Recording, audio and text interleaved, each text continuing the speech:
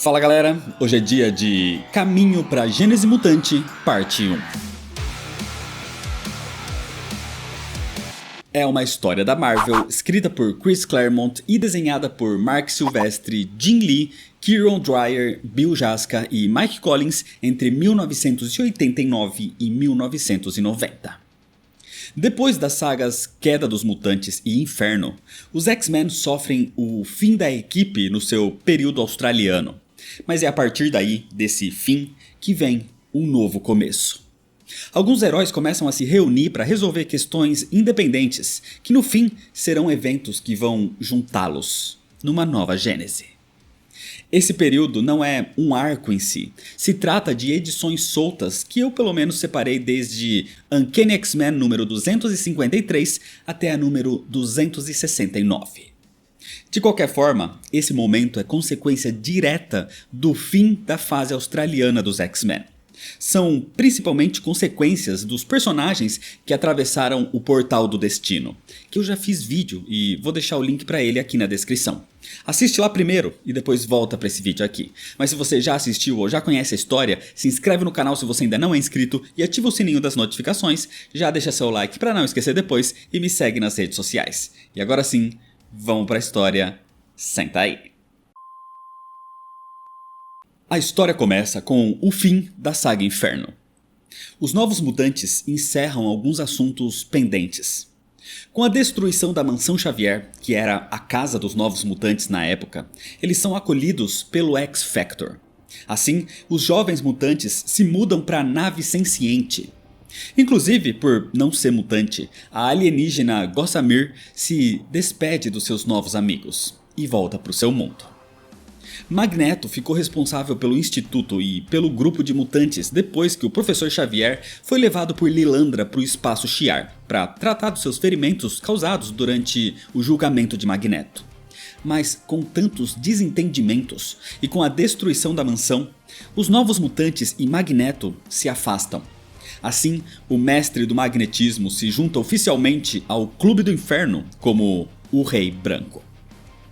Os Novos Mutantes são aceitos para passar um tempo com o X-Factor, mas nesse período o X-Factor passava por um evento fora do planeta. Era a saga Guerra do Julgamento, onde eles são sequestrados e levados para um planeta onde ajudam a evitar que esse mundo seja julgado e destruído pelos próprios Celestiais.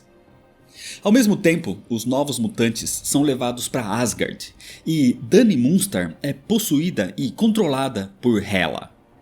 Dani já tinha recebido poderes asgardianos um bom tempo antes, se tornando assim uma valquíria. Mas por influência de Hela, ela quase matou Odin. Hela foi derrotada pelos Novos Mutantes e pelos Asgardianos, liberando Dani do seu controle. Mas depois que os Novos Mutantes foram liberados para voltar para a Terra, Dani Moonstar decidiu ficar para trás, em Asgard, na esperança de reparar os danos que causou. Ainda mais por ser uma valquíria. Quando os Novos Mutantes voltaram para a Terra então, eles encontraram a nave do X-Factor em outra posição agora. Ao voltar para casa, depois dos eventos de Guerra do Julgamento, a nave ficou agora em Manhattan na posição vertical, como se fosse um prédio no meio de Nova York. Um tempo depois disso, no X-Factor, Scott Summers, o Ciclope, pede Jean Grey em casamento. Mas ela o rejeita. Como Jean absorveu as memórias de Madelyne Pryor pouco antes dela morrer, Jean se sente confusa com relação a tudo isso, a como foi o caso entre Ciclope e Madelyne. Jean nem tem certeza se o seu atual sentimento por Scott é dela mesma ou de algum resquício da psique de Madelyne. Assim, ela até deixa o X-Factor por alguns dias. Mas os maiores eventos de fato se dão depois do fim dos X-Men. Depois da passagem deles pelo Portal do Destino. Depois que Wolverine e Jubileu conseguem fugir da antiga base australiana, os carniceiros começam a fazer buscas pelos mutantes. E sem o Instituto Xavier, a opção mais provável é que eles poderiam ser encontrados no centro de pesquisa da doutora Moira MacTaggart, na Ilha Muir. Assim, Donald Pierce envia os seus carniceiros para lá. Quem estava passando pela ilha nesse momento inclusive era Magneto. oficializando para Moira que ele não faz mais parte do Instituto Xavier e que não tem mais relação com os novos mutantes. Depois que Magneto vai embora, Banshee consola Moira, a sua namorada na época. Mas Moira estava muito diferente.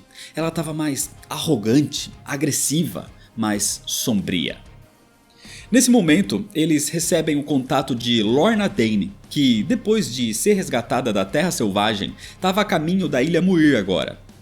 Lorna, a Polaris, depois de perder os poderes para Zaladani, agora começou a desenvolver um tipo de efeito colateral. Ela começou a aumentar de tamanho, ganhando super força e invulnerabilidade. Inclusive pelo seu cabelo verde, ela é até confundida em certos momentos com a mulher Hulk. Enquanto tudo isso acontecia, uma garotinha, uma criança, é encontrada no meio de uma tempestade na cidade do Cairo, no Illinois. Era uma jovem precisando de cuidados médicos e ela é levada a um hospital às pressas. Mas no hospital, os médicos percebem algo bizarro. A garotinha não aparecia em nenhum tipo de visor, de máquina, tipo raio-x ou tomografia. O que eles não sabem é que essa criança é ninguém menos que Ororo Munroe, a Tempestade, mas revertida a uma idade infantil pela babá. O grande problema disso tudo é que ela perdeu a memória no processo.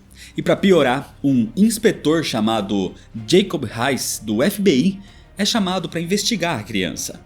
Só que esse inspetor estava possuído nesse momento por um dos primeiros inimigos do Professor Xavier, o mutante maligno conhecido como Rei das Sombras. Ao mesmo tempo, em outra parte, Ford tinha visões nesse momento, onde ele realmente via o Rei das Sombras aprisionando a sua amada Tempestade, numa forma de criança inclusive. E com isso, Ford percebe que Tempestade estava viva.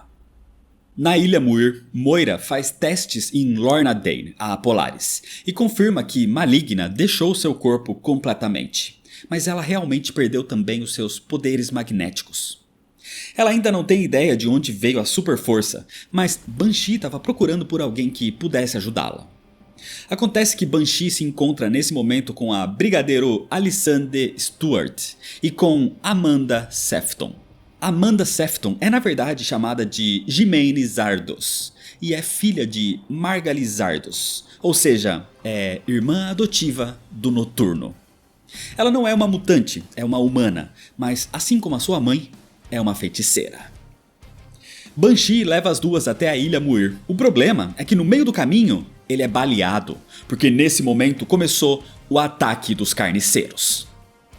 Amanda os teletransporta para a ilha, onde Moira ordena que todos se preparem para o combate e pede para que o Morlock curandeiro ajude o Banshee. Amanda usa sua magia para sintetizar uniformes padrões para todos ali, se preparando para a batalha. Eram uniformes iguais aos primeiros usados pelos X-Men. Os carniceiros começam um ataque violento na ilha. Eles queriam causar um novo massacre de mutantes, mas todos ali dentro se unem para combatê-los. Amanda com a sua magia, Polaris com a sua nova super força, Tom Corsi com a sua habilidade com armas por ter sido um policial. Mas quem também ajuda, de certa forma, é um dos pacientes do centro de pesquisa da ilha. Era David Haller, o Legião. O problema é que as personalidades múltiplas do Legião às vezes ajudam a combater os carniceiros, às vezes atrapalham os novos X-Men da Ilha Muir. Era como se ele se divertisse com o caos. Banshee se recupera nesse momento também e estava pronto para ajudar, mas ele estranha cada vez mais a forma agressiva da sua amada Moira MacTaggert. Enquanto tudo isso acontecia, Callisto, a líder dos Morlocks, foi enviada para os antigos túneis em Manhattan para chegar até a Mansão Xavier e proteger o que ainda existia ali no seu subsolo. Basicamente o que existia ali da instituição ainda estava intacto. Coisas como a sala de perigo, dados e servidores. Mas Callisto tem muitos problemas no caminho com o novo auto-intitulado líder dos Morlocks dos túneis, o mutante Mask. E ele culpa Callisto, em partes, pelo massacre dos Morlocks. Então ele a captura e promete que vai mudá-la. Em outra parte, a mutante clarividente Sina tem um tipo de visão onde todos são transformados em estátuas de cristal, incluindo a sua amada Mística. E a própria Sina também é transformada em cristal, mas diferente dos outros, ela se quebra. Era uma visão do futuro, uma visão da morte de Sina. Quando desperta, Mística recebe uma ligação de Valerie Cooper, a responsável por questões mutantes dentro do governo, e a idealizadora da Força Federal. Ela ordena que Mística trabalhe junto com o mutante Ford para proteger a Ilha Muir nesse momento. O problema é que Mística odiava Ford, por considerar que ele era o culpado da morte dos X-Men, ou seja, da morte da sua filha adotiva, a vampira. Mas Valerie Cooper não lhe dá escolha. Assim, a Força Federal chega na Ilha Muir para ajudar a impedir o ataque dos carniceiros. Mas o grupo tem consequências desastrosas, porque os carniceiros eram impiedosos e extremamente violentos. Assim, um combate generalizado se inicia, mas as consequências para a Força Federal começam a ser drásticas quando o Avalanche é gravemente ferido pela Lady Letal. E na sequência, Donald Pierce consegue capturar a Mística, mas o Muralha a salva. E Pierce o mata no seu lugar. Só que Ford surge contra-atacando, e com uma arma de altíssimo calibre, ele mata o Racha-Crânio. Com o confronto subindo de nível, Donald Pierce decide encerrar a batalha por enquanto, e os carniceiros deixam a Ilha Muir. Aparentemente o pior tinha passado, e a visão de Sina parecia ter sido equivocada. Mas o que eles não imaginavam é que a sua morte não viria pelas mãos dos carniceiros, e sim pelas mãos do Legião. Porque David Haller, num estado caótico e sombrio, mata Sina. Isso afeta muito a Mística, e ela inclusive culpa Ford por isso mais uma vez, porque ela tinha pedido para ele ficar de longe e cuidando da Sina. Então a Força Federal se retira dali, com Mística prometendo que Ford pagaria por todo o sofrimento que causou a ela, pela sua culpa em mais uma morte de uma pessoa querida. Depois que tudo termina, sem a ameaça dos carniceiros e sem a presença da Força Federal, Ford fica ali na Ilha Muir mais um tempo e conversa com Banshee. Ele conta sobre a visão que teve com Tempestade e diz que acredita que os X-Men ainda estejam vivos. Lorna Dane teve contato com os X-Men, então ela confirmou que realmente eles estão vivos. E por se considerar culpado por tudo que aconteceu em Dallas, Ford quer procurar os X-Men, onde quer que eles estejam. E Banshee diz que vai com ele. Antes de qualquer coisa, com as criações e invenções de Ford, eles preparam um grande sistema de segurança em toda a Ilha Muir. Assim, evitando novos ataques dos carniceiros ou de qualquer outro inimigo. O que eles não sabiam é que nessa época, um grande inimigo estava surgindo dentro da própria ilha. Porque o Legião começa a enlouquecer cada vez mais. Ele vai perdendo o controle por algum motivo. Inclusive, Jack Wayne, a sua pior personalidade, passa a tomar o controle, mas de uma forma mais sombria ainda. E ele tranca Lorna Dane numa das salas do centro de pesquisa. Tudo piora quando Moira pede para que o Legião use o cérebro, o aparelho que é um tipo de detector de mutantes, desenvolvido por Charles Xavier para ser usado por telepatas. A ideia era tentar encontrar Calisto, que não deu resposta depois que foi enviada para o subsolo da Mansão Xavier. Mas nesse momento, com a mente mais aberta, usando o cérebro, surge a figura do Rei das Sombras, pronunciando as palavras Tempestade e Cairo. Enquanto tudo isso acontecia, em Hong Kong, Matsuo Tsuruyaba, líder do clã de assassinos O Tentáculo, aborda o Mandarim com a oferta de uma aliança entre as duas organizações. Matsuo vai disponibilizar uma nova assassina que foi integrada ao clã para que o Mandarim construa um império do crime em Hong Kong, em troca de serviços ao Tentáculo. O problema é que essa assassina é ninguém menos que Psylocke. Elizabeth, ou Betsy Braddock, é a irmã gêmea de Brian Braddock, o Capitão Britânia, ou seja, também de origem inglesa. Mas algo extremamente bizarro aconteceu quando ela atravessou o Portal do Destino. Betsy se tornou uma mulher oriental, de cabelos roxos. Sem memória, ela foi usada pelo Tentáculo e foi oferecida ao Mandarim, onde ele a aceita como a sua assassina particular, a batizando como Lady Mandarim. O que realmente aconteceu com Betsy só seria revelado anos mais tarde, em 1994. Mas acontece que quando ela atravessou o Portal do Destino, a mente de Psylocke original foi transferida para o corpo de uma mulher japonesa, uma assassina do Tentáculo chamada de Quanon. E a mente de Quanon passou a habitar o corpo original de Betsy. Isso foi plano de Espiral, e é algo que só seria desfeito mesmo perto da Era de Krakoa, em 2018. De qualquer forma, Psylocke passou por várias lavagens cerebrais e age agora ao comando dos seus mestres sem questionamento, como uma assassina extremamente letal. Inclusive, nesse momento, ela desenvolve uma técnica de criar uma adaga psíquica com os seus poderes, e atravessando essa adaga na mente de alguém, ela acessava e até destruía completamente a mente do seu inimigo. E ela faz isso ao comando do seu mestre, para restabelecer o controle do Mandarim sobre o submundo de Hong Kong. Com o sucesso da sua missão, Matsuo dá uma nova ordem para ela. A de eliminar um inimigo em potencial recém-chegado por ali. Era o Caolho. Acontece que o Caolho é Wolverine. E ele, junto de Jubileu, estavam em Hong Kong nesse momento. O grande problema é que o fator de cura de Logan não tinha voltado ainda, depois do trauma que o seu corpo sofreu com as torturas dos carniceiros. E para piorar, agora ele tinha alucinações mais frequentes.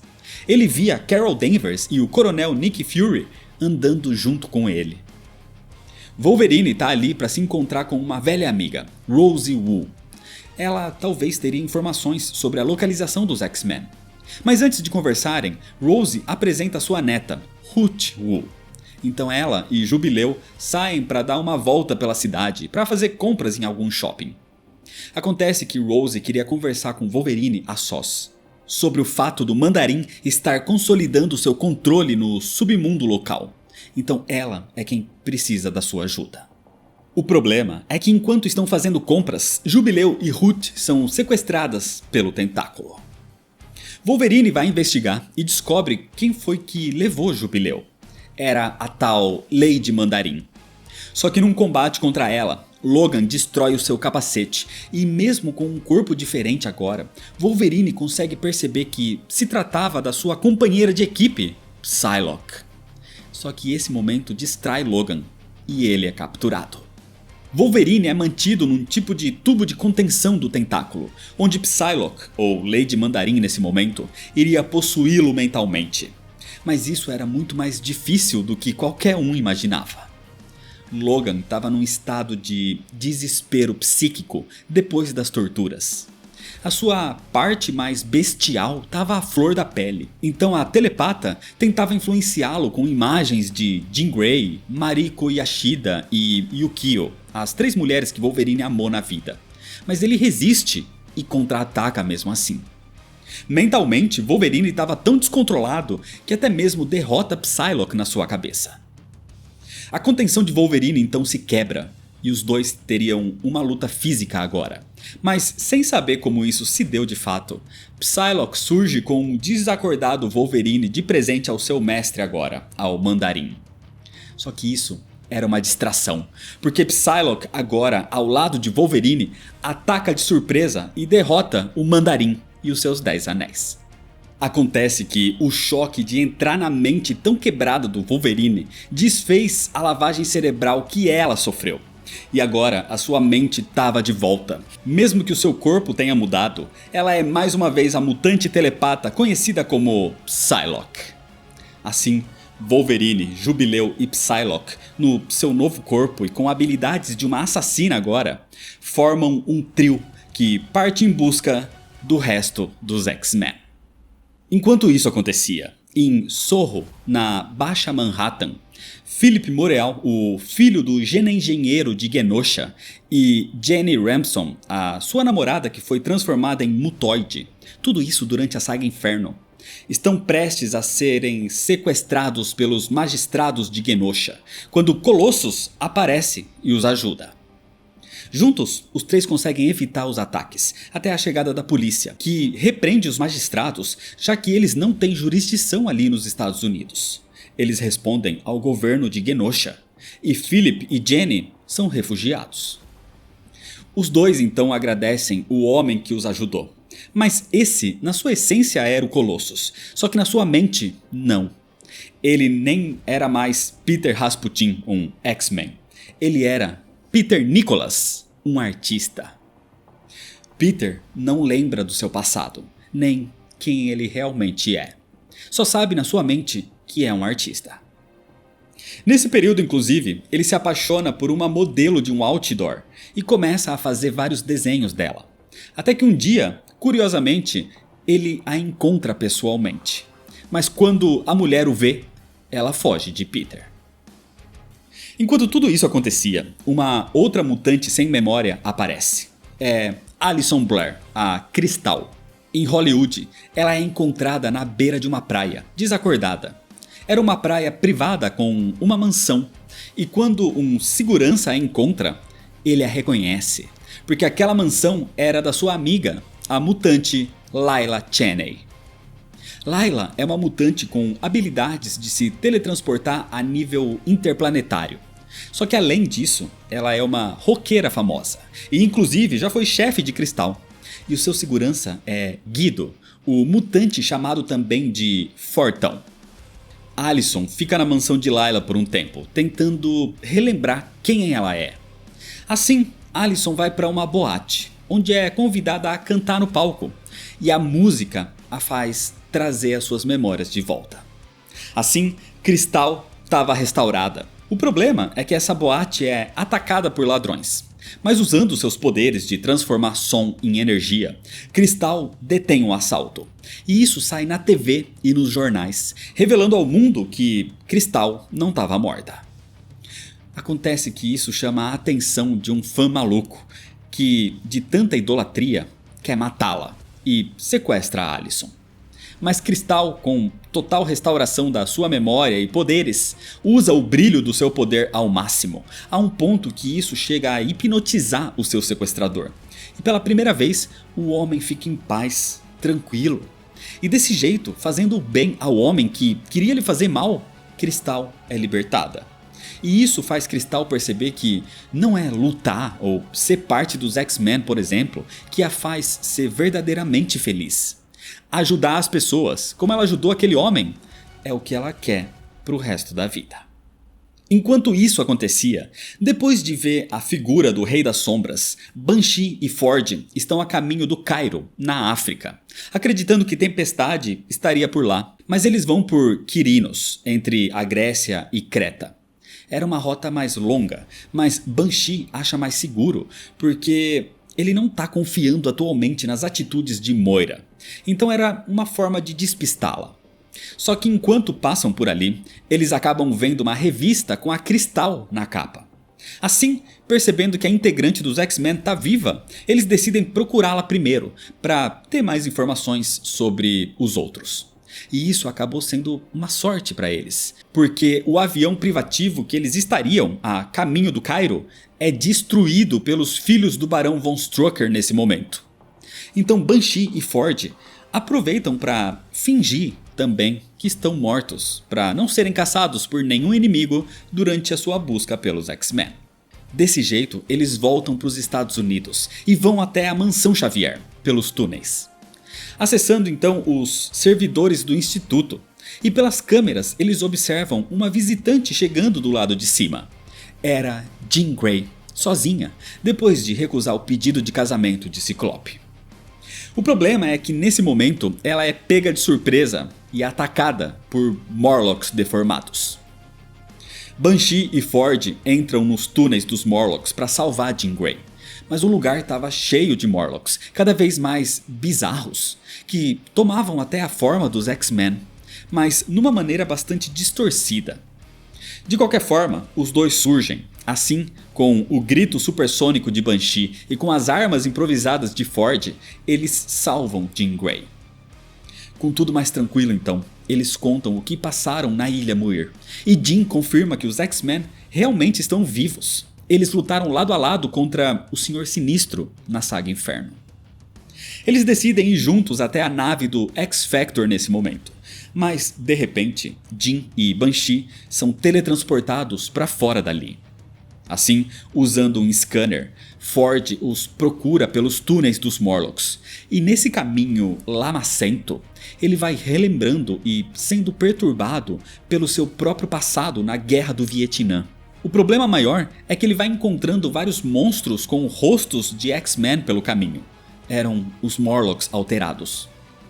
Para salvar Banshee, Ford é até forçado a acabar com uma criatura que usava a imagem da sua amada Tempestade. Independente disso, Ford encontra os seus dois amigos, mas não num estado normal.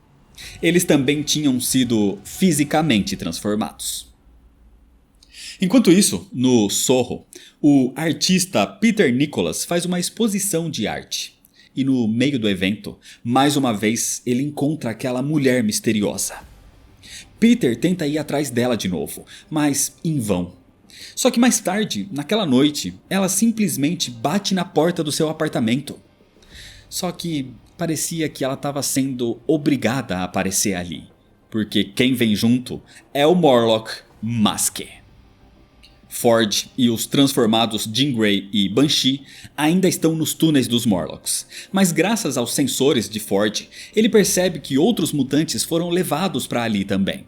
Porque Masque capturou Peter usando aquela mulher de isca, que era ninguém menos que Callisto. Foi Masque quem mudou a aparência dela, exatamente para atrair outros até os seus túneis. E agora ele devolve a sua aparência normal. Foi Masque quem transformou os Morlocks, ou os atraídos por Callisto, naquelas criaturas bizarras. Porque depois do massacre de mutantes, e depois que Callisto e outros sobreviventes se mudaram para Ilha Muir, foi ele quem ficou ali. E ele agora se auto-intitula o novo líder dos Morlocks. Masque percebe que aquele homem é muito parecido com Colossus, mas ele achava que Colossus estava morto depois da batalha em Dallas. De qualquer forma, para rir da cara dele, Masque modifica sua aparência para uma pele metálica. Por mais que não fosse metal mesmo, era só algo visual, teoricamente. Ford, Jean e Banshee vão até o encontro deles pelos túneis. E o tempo todo, Ford tem flashbacks da sua última missão no Vietnã. De qualquer forma, Jean, que foi alterada e tem tentáculos saindo do seu corpo agora, percebe que está começando a se acostumar com aquela forma. Era como se a pessoa alterada por Masque fosse assumindo aquela sua nova versão como a verdadeira. E esse foi o erro de Masque, porque ele alterou Peter para o seu corpo de Colossus. E o que era para ser só uma aparência se torna uma versão verdadeira. Então, quando Ford, Jean e Banshee os encontram e atacam Masque, mesmo ele revidando com as suas criaturas modificadas, Colossus estava ali, com a sua super força e invulnerabilidade. Desse jeito, eles ameaçam Masque, que não tinha mais reação contra alguém como o verdadeiro Colossus. Assim, ele os libera e ordena que sejam teleportados de volta para a superfície. Assim, os mutantes estavam a salvo finalmente. E Ford, usando o DNA dos seus amigos, consegue restaurá-los à normalidade. Para Ford, aquela missão foi como um encerramento sobre o seu trauma no Vietnã, já que na guerra ele não conseguiu salvar os seus amigos. Mas agora, a história foi diferente. Nesse momento, em Nova York, Jean Grey volta para a base do X-Factor e leva a companhia, Banshee, Callisto, Peter, ainda sem memória, se chamando Peter Nicholas, que inclusive mantém uma relação com Callisto, e ele leva também junto os jovens refugiados de Genosha, Philip Moreau e Jenny Rampson. Mas o problema é que o Gene-engenheiro e o magistrado-chefe estavam decididos a recuperar os fugitivos a qualquer custo. E com isso, começa um ataque direto à nave do X-Factor. Genosha, ou Genosha, além dos magistrados, que são a força policial, possuem um grupo de mutantes de elite chamados de Equipe de Recrutamento. E eles surgem invadindo a base e iniciando um combate contra os mutantes ali dentro. Enquanto isso, pelas ruas, os magistrados também caçavam Ford. Ele encontra ajuda com 2 policiais, chamados Murphy e Charlotte Jones. Só que, imediatamente, Murphy é morto a tiros pelos magistrados. Assim, Ford corre com a detetive Jones até os esgotos. Ford inclusive lhe dá um uniforme de X-Men temporário, e juntos eles conseguem derrotar os magistrados que os caçavam, e eles correm até a base do X-Factor. Só que eles chegam bem no meio do ataque da equipe de recrutamento, e do lado de fora, Ford e Jones conseguem cortar o acesso da equipe à nave, interrompendo a ameaça. Desse jeito, a polícia é chamada para lidar com a equipe de recrutamento e com os magistrados, já que são forças militares de outro país. Eles não poderiam estar atuando em solo norte-americano. Mas infelizmente, as coisas não eram tão corretas assim. E os genoshanos tinham policiais comprados. Então eles são liberados, inclusive revoltando a detetive Jones. Mais tarde, Jenny Ramson e Philip Moreau decidem deixar a base do X-Factor para começar uma luta, uma campanha pelos seus direitos. Peter Nicholas também deixa a nave, apesar de Jean Grey achar errado ele não voltar a ser o Colossus. Mas Banshee diz que seria um período de descanso, praticamente umas férias para Peter Rasputin. Enquanto isso, em Washington, o chefe de gabinete dos Estados Unidos e Valerie Cooper, a representante dos assuntos mutantes no governo, tem uma reunião clandestina com funcionários do governo de Genosha, que exige que Jenny Ramson e Philip Moreau sejam entregues. Eles também querem punição pela ameaça que os X-Men fizeram a eles um tempo antes, no meio da saga Inferno inclusive. De qualquer forma, depois da reunião, Valerie diz ao chefe que tem medo que isso possa levá-los a uma guerra, a um programa de extermínio. Algum tempo depois, Valerie Cooper tem uma outra reunião, agora com o soviético Alexei Vazin, que está preocupado com os perigos dos mutantes no mundo, porque ele sabe que tem um que é praticamente a representação do mal encarnado e ele estava próximo. Era o Rei das Sombras. Acontece que o Rei das Sombras estava muito mais perto do que se imaginava. Ele estava possuindo ainda o inspetor do FBI, Jacob Heiss. O inspetor Heiss vai até o hospital onde a criança Tempestade foi levada. Mas quando chega, a garota já não estava lá. Só que Heiss aproveita e mata um médico para colocar a culpa na jovem garota. E com o seu poder telepático, ele escraviza uma outra médica, a doutora Lien Shen. O Rei das Sombras é um telepata extremamente poderoso, tanto que pode viver praticamente sem um corpo e assume um hospedeiro. Ele é mau na sua essência.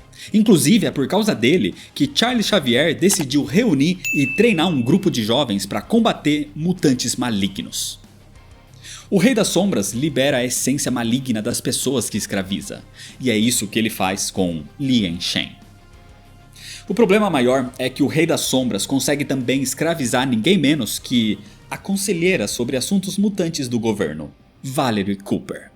E ele ordena que ela mate alguém que poderia atrapalhar os seus planos, a líder da Força Federal, a mutante Mística.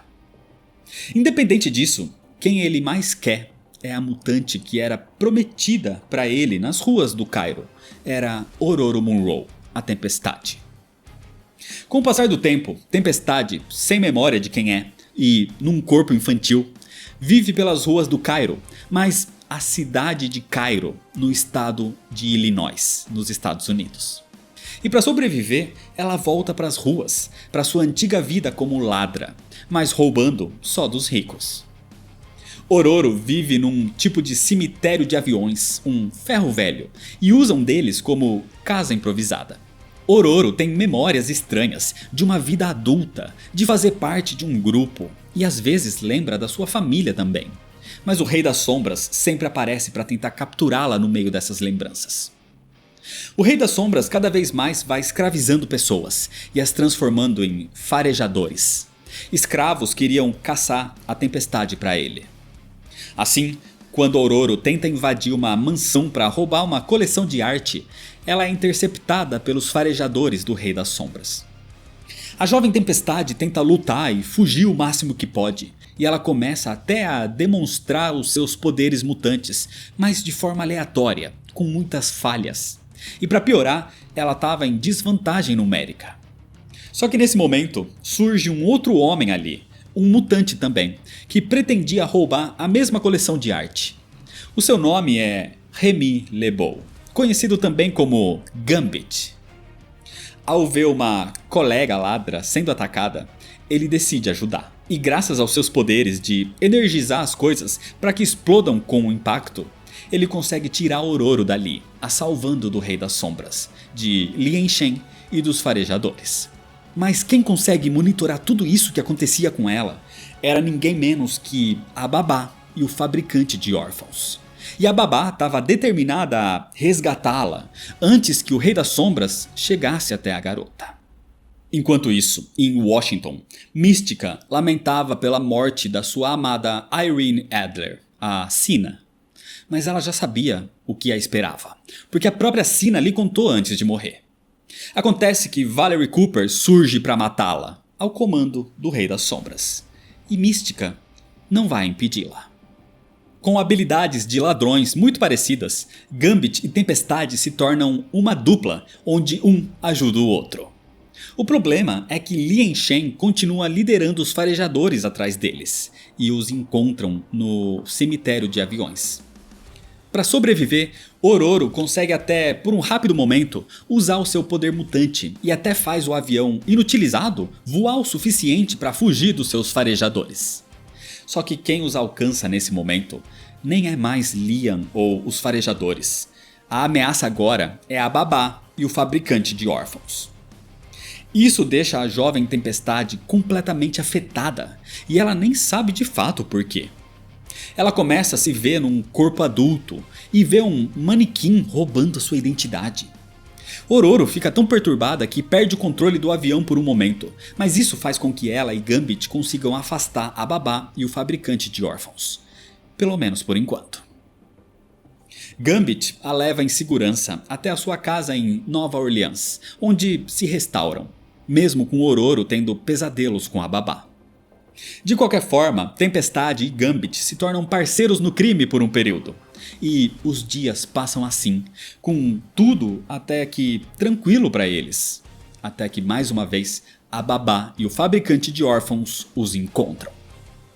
Dessa vez, eles focam em abduzir o Gambit. E por consequência, a Tempestade iria atrás dele na nave da Babá. E enquanto tentava se infiltrar na nave sem ser vista, Ororo vê algo que a deixa atormentada. Ela vê uma cápsula de contenção. Foi onde ela ficou presa e, com o choque, ela se lembra de tudo. Acontece que durante o ataque de Tempestade um tempo antes, ela foi abduzida e a Babá tinha um plano. Ela usou uma ilusão para trocar a sua nave por uma nave menor, descartável, que foi a nave destruída pelo Destrutor, e colocou um manequim de Ororo no seu lugar. Na verdade é mais que isso, é uma LMD, um modelo de vida artificial, algo muito usado pela SHIELD inclusive. Por isso, quando a encontraram, ela não tinha vida.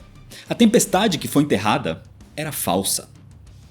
Nesse momento, ao escutar barulho na sala do tanque de contenção, o fabricante de órfãos vai atrás de Ororo, mas ela se esconde dentro de uma das suas armaduras. E é com ela que Tempestade consegue pegar o fabricante de surpresa, destruindo também no processo o centro de controle da nave da Babá. Desse jeito, Gambit fica livre e com seus poderes, usando uma carta energizada, ele explode a nave. Assim, Gambit e Tempestade ficam livres. E agora a Babá não vai mais perturbar a jovem Ororo. Porque apesar de continuar com um corpo infantil, com o choque de ver a cápsula de contenção onde sofreu tudo, agora a sua mente estava de volta. Ela sabe que é Tempestade. E pergunta para Gambit se ele gostaria de fazer parte de um grupo de mutantes chamados X-Men. Tudo isso acontecia na Terra. Enquanto, em algum lugar no espaço, uma raça alienígena era atacada por um misterioso guerreiro Shi'ar. Alguém que vem fazendo isso com várias outras raças, e que inclusive captura a mutante Layla Cheney para evitar problemas com seus poderes. Mas Layla consegue se teleportar para longe a tempo, e livre das mãos desse guerreiro, ela segue até a Terra. Acontece que esse guerreiro Shi'ar seria um grande problema num futuro bastante próximo para os X-Men. Quando o avião que Banshee e Ford teriam usado para ir até o Cairo explodiu, a piloto do avião foi pega na explosão. Era uma mercenária chamada Scylla Markham. Com a explosão, o seu corpo ficou bastante destruído, mas ela continuou viva. Foi então que num hospital em Atenas, Donald Pierce, o líder dos carniceiros, faz uma oferta que ela não conseguiria recusar. Ele iria restaurá-la como uma ciborgue em troca dos seus serviços. Assim, ela se torna a nova Racha Crânio. Todos esses eventos aconteceram com os heróis que atravessaram o Portal do Destino um tempo antes. Mas a primeira pessoa que o atravessou não tinha aparecido até agora. Essa é a Vampira. O grande problema é que ela ressurge na antiga base dos X-Men na Austrália.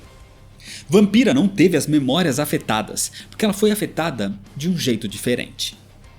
Ela ressurge na base e vê pela TV a notícia de que a líder da Força Federal, a Mística, estava morta. E Mística era a mãe adotiva de Vampira, o que a deixa perturbada. Então ela corre para tentar encontrar os outros X-Men, mas ela percebe que perdeu seus poderes. E para piorar, ela descobre que a base não é mais deles, e sim dos carniceiros. Vampira estava em sérios apuros, mas de repente, Carol Danvers, a Miss Marvel na época, surge e ataca os carniceiros. Mas ela queria mesmo era atacar a Vampira. Acontece que o Portal do Destino a afetou de forma diferente. O portal separou as duas personalidades. Vampira agora existia sem a essência e os poderes de Carol Danvers, e essa persona agora tinha um corpo físico. Vampira foge e absorve os poderes do teleporter para escapar tanto dos carniceiros quanto de Carol, mas Carol a alcança. Acontece que Vampira foi parar na Terra Selvagem, e sem os poderes que tinha de Carol, os poderes de voo e rajadas energéticas por exemplo, ela não consegue sair dali. Mas Vampira estava em paz e talvez nem queria deixar a Terra Selvagem por enquanto. Só que enquanto isso, a personificação da persona de Carol Danvers, extraída de Vampira, foi parar na Ilha Muir, onde Moira MacTaggert mantinha Lorna Dane, a Polaris, presa e sem forças. Moira se transformou numa mulher cruel e sombria por algum motivo. Mas quem realmente estava no comando da ilha agora era o Legião. Só que na verdade tinha outra pessoa no comando dele. Esse era o Rei das Sombras. E para piorar, a personificação de Carol Danvers cai sobre o seu controle também. Vampira aproveita que está na Terra Selvagem para visitar a vila da amiga dos X-Men, Neril. Mas encontra a vila abandonada e em ruínas, num ataque que aconteceu ali. O problema é que graças ao cérebro mantido na Ilha Muir, eles encontram Vampira na Terra Selvagem, e Carol Danvers vai até lá. Assim, ela já chega agolpeando, mas o corpo dessa Carol estava em decomposição. Isso acontece porque essa não é Carol Danvers de verdade. Ela é só uma personificação da personalidade de Vampira, e não existia energia o suficiente para manter as duas vivas de formas separadas. Então Carol quer matar a Vampira para absorver a sua energia e sobreviver. A persona de Carol tinha os seus poderes, enquanto Vampira só tinha o seu poder mutante de absorção, e ela começa a ser derrotada. Até que de repente, alguém surge e destrói aquela persona de Carol Danvers. Vampira foi salva, mas ficou inconsciente no combate. E a pessoa que a ajudou antes restaura sua energia com um antigo dispositivo que Sauron deixou na Terra Selvagem. Essa pessoa diz que tinha uma escolha: salvar aquela Carol Danvers falsa ou salvar Vampira.